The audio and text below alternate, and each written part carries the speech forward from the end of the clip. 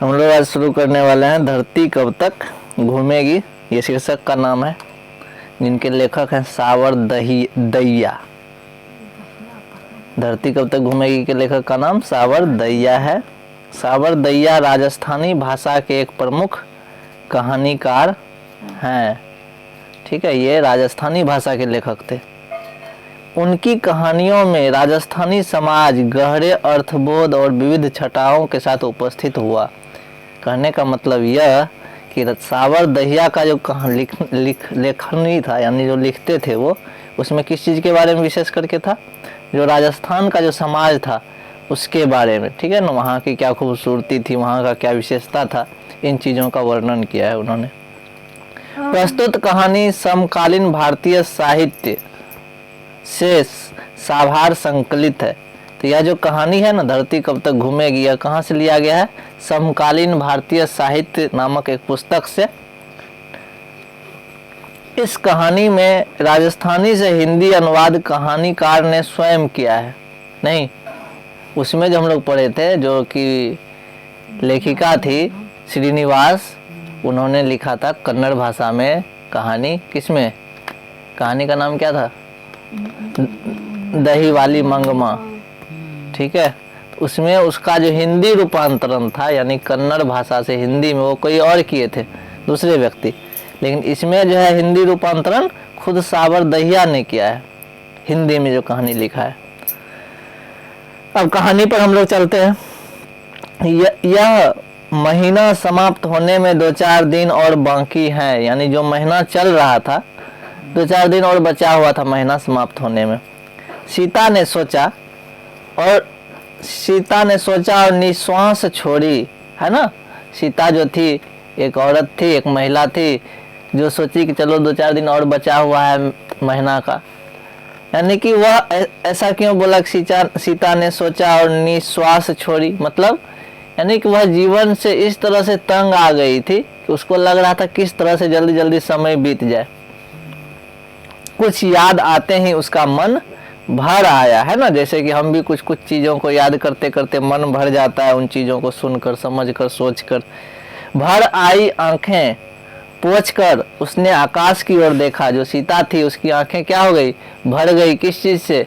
आंसू से। ठीक ना, कुछ बातों को याद करके उसके आंखों में आंसू आ गए। फिर जमीन खुरचने लगी। क्या करने लगी?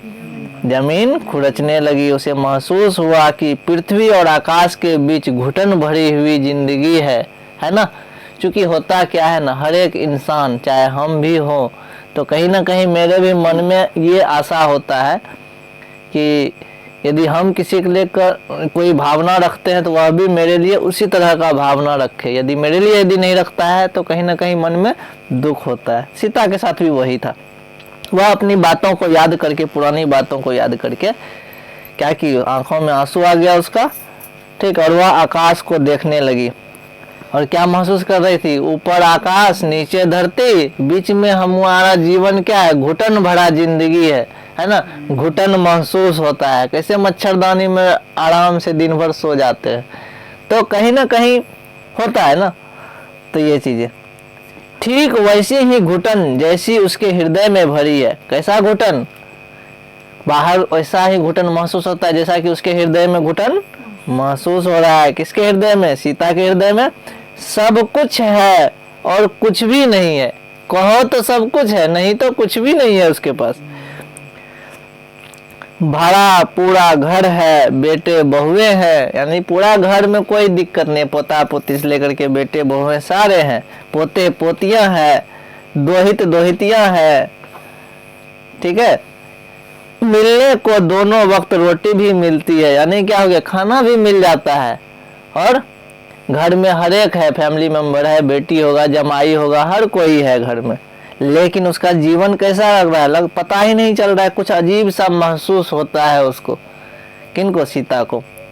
लगता है कि कहीं कुछ कमी जरूर है, पकड़ में चाहे ना भी आए। मतलब पता भी नहीं चल रहा है किस चीज का कमी है, लेकिन उसको ऐसा महसूस हो रहा है, उसका जीवन खालीपन लग रहा है, हर चीज होते हुए भी।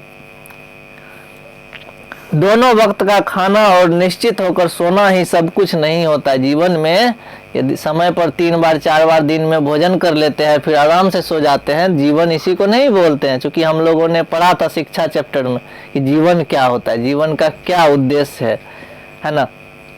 तो ये चीजें लगता है कहीं ना कहीं कुछ कमी जरूर है, पकड़ में चाहे वो आए ना आए। रोटी के अलावा भी आदमी की कुछ आवश्यकताएं होती है, हर एक व्यक्ति का सिर्फ भोजन कपड़ा से ही नहीं काम चलता है ना, कुछ और आवश्यकताएं होती है जो कि भावनाओं से जुड़ा हुआ होता है। अलावा वाली इच्छाएं ही तो दुख भुगतने को बाध्य करती है, और वही इच्छा जो होता है ना, जो और चीज खोजते हैं हम, वो हमारे लिए क्या हो जाता है, दुखदाई हो जाता है ना।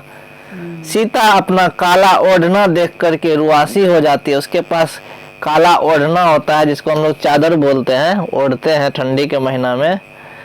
वे जीवित थे तब तक सब कुछ ठीक था, घर घर ही प्रतीत होता था। कहने का मतलब वो काला ओढ़ना किनका था, वो जीवित थे यानी पति का था उसका, है ना। जब तक उनके पति जिंदा थे तब तक पत्नी को कोई दुख होता था तो पति पूछ लेता था क्या हुआ तुमको, लेकिन जब तक वो जिंदा थे तब तक घर घर जैसा लगता था, है ना।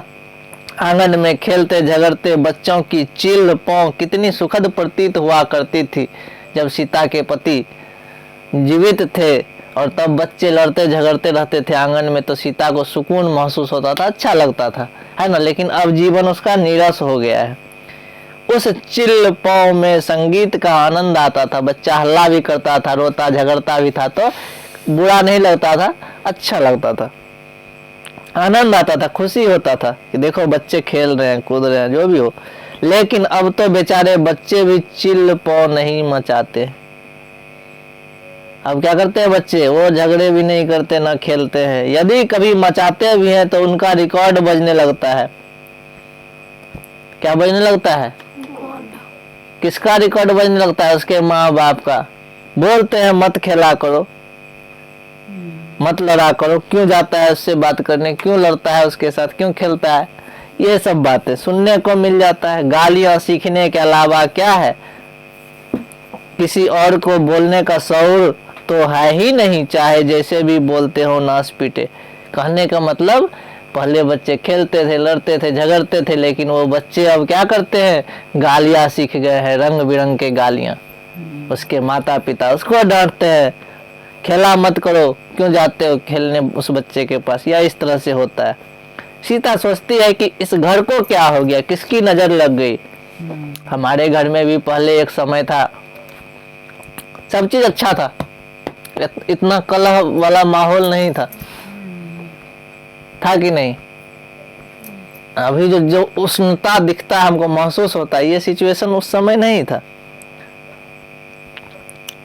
बच्चे यदि घर के आंगन में नहीं खेलेंगे तो फिर कौन से पड़ोसी के आंगन में खेलेंगे, ये भी बात सोचने वाली बात है। यदि सीता बोल देती पुतहू को तो पुतहू इसी से भिड़ जाती लड़ने के लिए, है ना। तो ये चीजें, तो ये मन में सोचती है कि बच्चे यदि अपने आंगन में नहीं खेलेंगे तो पड़ोसी के आंगन में खेलेंगे नहीं ना। तो ये चीजें, बच्चे तो घर वालों के साथ ही न खेलेंगे, लेकिन नहीं, इन्हें तो घर के बच्चे फूटी आंखों से नहीं सुहाते हैं। यानी कि जो भी बहुएं थी, अलग अलग 2-3 बहुएं थी, तो सब एक दूसरे के बच्चों को सुहाता ही नहीं था अच्छा से, यानी कि दूसरे के बच्चे को पसंद ही नहीं करता था। अपने बच्चे प्यारे लगते थे और दूसरों के बच्चे बुरे लगते थे, यानी कि फूटी आंखों में नहीं सुहाते थे। उसे 24 घंटे खिलाएंगे, हंसाएंगे, कुदाएंगे, उछालेंगे, बार बार चूमेंगे, पुचकारेंगे, लेकिन छोटे और बड़े भाई को, बच्चों को देखते ही उबकाई मन में आने लगती है ना। ये चीजें महसूस होता था सीता को कि कोई भी हो, बड़ा भाई का बेटा हो, छोटा भाई का बेटा हो, उसको देख करके कहीं ना कहीं उसके पत्नियों के मन में एक अजीब सी व्यवहार जो था आ जाता था। उबकाई बोलो या फिर जो भी बोलो, उसके प्रति अच्छा भाव नहीं था। मुंह से चाहे जो भी कहे, लेकिन आंखें तो सब कुछ बता देती है। मुंह से चाहे जो भी कहे, आंखें तो सब कुछ बता देती है। मुंह से तो सामने में हाँ नूनू खाना खाया, खाना खाओगे, ये सब पूछ लिए तो दिखा दिए, लेकिन आंखें सब कुछ बता देती है। खीर पूरी खाते समय यदि नाली से उठकर कोई कुत्ता क्या करे, यानी कि क्या हुआ, खीर पूरी खाते समय यदि नाली का कोई कुत्ता थाली के पास आ जाए तो उस समय जो क्रोध और घृणा और पता नहीं क्या क्या उत्पन्न होता है, ऐसा ही उसके चेहरे पर अंकित हो जाता था। यानी कि खाना यदि खा रहे हैं, कोई कुत्ता आके थाली में लग जाए तब कितना गुस्सा आएगा। वही हाल सीता के घर में जो बहुएं थी, वो बड़े भाई छोटे भाई के बच्चों के प्रति व्यवहार था। और ये सीता को कैसे महसूस होता था, उसका चेहरा देख करके चुपचाप ये देखते रहती थी। सीता अपने बारे में सोचने लगती थी, वह कौन है, कहने को तो क्या है, सास है ना, घर में घर की माँ है मतलब, लेकिन माँ बेटों के बीच जो आत्मीयता होती है वह कहाँ है ना। कहने का मतलब यह हुआ कि कहने के लिए तो वह सिर्फ माँ है, मतलब अपने बारे में सोच रही है, वह कौन है इस घर में, उसका क्या महत्व है ना। जब मेरी जरूरत होती है, जब काम है तो हाँ भाई कहाँ हो, ये चीज। तो सीता अपने बारे में ही सोचती है, कहाँ बेटा, कहाँ पुतो बेटा, ऐसा सपना में सोचती है कि बेटा मेरे पास आकर के हाल समाचार पूछे, बात करे, ऐसा तो कुछ है ही नहीं। क्या हाल चाल है, तबीयत कैसी है, मन खुश है कि नहीं है, क्या आवश्यकता है, इन चीजों का दूर दूर तक कोई नामो निशान नहीं है। क्या पड़ी है इन्हें ये पूछे क्यों, ये सारी बातें सीता मन में सोच रही है। ये लोग हमसे क्यों पूछेगा, दोनों वक्त का रोटी खिला देता है, और क्या चाहिए मुझे। अन्यथा उन तीनों में से इतना कमजोर कौन जो मुझे अपने पास नहीं रख सकता, नहीं उठा सकता, चाहिए ही मुझे क्या। कहने का मतलब क्या हो गया, उन तीनों में इतना कमजोर कौन है जो हमको नहीं रख सकता है, नहीं उठा सकता है, और मुझे चाहिए क्या, हमको तो कुछ चाहिए ही नहीं, हमको तो सिर्फ भोजन चाहिए, वो तो मिल ही जाता है, बाकी तो कोई मतलब है नहीं। रोटी ये खाते हैं, जो रोटी वो लोग खाता है बाल बच्चा सब, वही रोटी यह भी खाती है। रहा बात की सबके घर में खाना बन रहा है तो कहीं ना कहीं एक आदमी ज्यादा भी खा लिया तो कोई फर्क नहीं पड़ता है। मांगो बात तो है नहीं, वे रूखी खाएं तो मैं भी कौन सी चुपड़ी खाएं, मुझे रूखी डालें तब वो कुछ बोल नहीं सकती। कहने का मतलब क्या हो गया कि सभी बच्चे यदि रूखा सूखा रोटी भी दे दे तो ये चुपचाप। अब देखते हैं हम लोग यहाँ पर, तो हम लोगों ने क्या देखा, वे रूखी खाए तो मैं कौन सी चुपड़ी, मुझे कौन सी चुपड़ी चाहिए। कहने का मतलब क्या हो गया, यदि वो लोग रूखा रोटी खाता है तो हम भी रूखा रोटी खाते हैं, है ना। और यदि क्या होगा, वो लोग चुपड़ी खाए, कहने मतलब अच्छा अच्छा बना करके खाए तो क्या होगा, ठीक। और यदि बेटा सब जो है अच्छा अच्छा बना करके खाए, चुपड़ी खाए, और मेरे आगे यानी सीता के आगे रूखा सूखा रोटी डाल दे, तब पर भी कोई कुछ नहीं बोल सकते थे, यानी यह कुछ नहीं बोल सकती थी। हम तो भेदभाव रखते हैं, बौछार है हाँ हाँ हाँ, यदि बोल भी दी भूल चूक से, ऐसा खाना क्यों दी तुम लोग, कुछ खा रहे हो हमको दिया कुछ और, तो उस समय क्या हो जाता था, हाँ हाँ हम भेदभाव रखते हैं, हमको खाना है चिकनी चुपड़ी, आपको जो मिला है खाना है तो खाइए, नहीं तो नहीं खाइए। मुश्किल से अपनी गुजर करते हैं, लेकिन अब जो आपको, और क्या बोलता है, यदि आपको पसंद नहीं है तो जिस बेटा के पास खाना पसंद है उसके पास चले जाइए। देखें कितने दिन रोटी खिलाते हैं, वे अमीर है, उसकी अमीरी हमारे किस काम आने वाली है।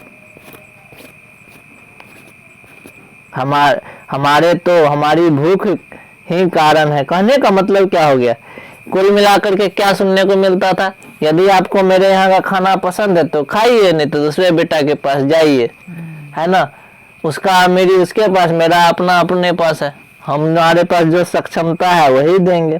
तब सीता याद करती है वह दिन कितना बुरा था जब बड़े लड़के नारायण, बिज्जू और एक कौन था, तीन भाई था ना, कैलाश, नारायण, बिरजू और कैलाश, है ना। माँ को रखने का ठेका ले रखा है, तुम लोगों का भी तो कोई फर्ज बनता है। तब उस दिन को याद करती है सीता जब बड़े लड़के कैलाश ने दोनों भाई को बुलाया, नारायण और बिरजू को, और बोला क्या कि माँ को रखने का ठेका हम ही लेकर के रखे हैं, क्या तुम लोग क्या करे हुए, तुम लोग भी रखो, तुम लोग का भी तो कोई फर्ज बनता है। तुमने कौन सा घर से, तुम कौन से माँ के बेटे नहीं हो, क्या तुम अपने माँ के बेटे नहीं हो, तो तुम लोग को भी तो रखना चाहिए, है कि नहीं। ये चीजें कहीं ना कहीं चोट करती है,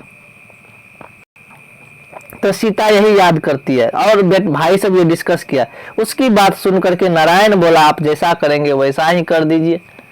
तब नारायण क्या बोला भैया को, आपको जैसा इच्छा है कर दीजिए, कोई दिक्कत नहीं है। तो मैं क्या कहूँ, तुम्हें कौन सा दिखाई नहीं देता है कैलाश के भीतर से उठ रहा जो वो क्या कहते हैं, वो जो उसका भावना अंदर ही अंदर क्या हो रहा था, घुटन महसूस हो रहा था कि हम माता का जो है, माँ का जो है ख्याल हम ही तो रख रहे हैं, बाकी सब कोई केयर नहीं कर रहा है, मेरा सारा पैसा खर्च हो रहा है, ये हो रहा है, वो हो रहा है, बहुत सारा परेशानी, पत्नी की बातें या फिर जो भी चीजें। तो क्या बोला कि मैं क्या कहूँ, तुमको दिखाई नहीं देता है, क्योंकि उसके अंदर से क्या हो रहा था, कुछ ना कुछ भावनाएं उठ रहा था। बिज्जू चुप था, क्योंकि वह हमेशा चुप रहता था, बस सिर्फ देखता रहता था, है ना, वह देख रहा था कौन क्या करता है। और सीता अर्ध विक्षिप्त सी देख रही होती है, तीनों भाई अपना डिस्कस कर रहा है कौन रखेगा कौन नहीं, और सीता क्या कर रही है, अर्ध विक्षिप्त होकर के, मायूस होकर के, उदास होकर के सिर्फ और सिर्फ सबको देख रही है। तो यहाँ पर देखे अब क्या होता है, 3 बेटे, 2 वक्त की रोटी, खाना है 2 ही टाइम, और बेटा है 3।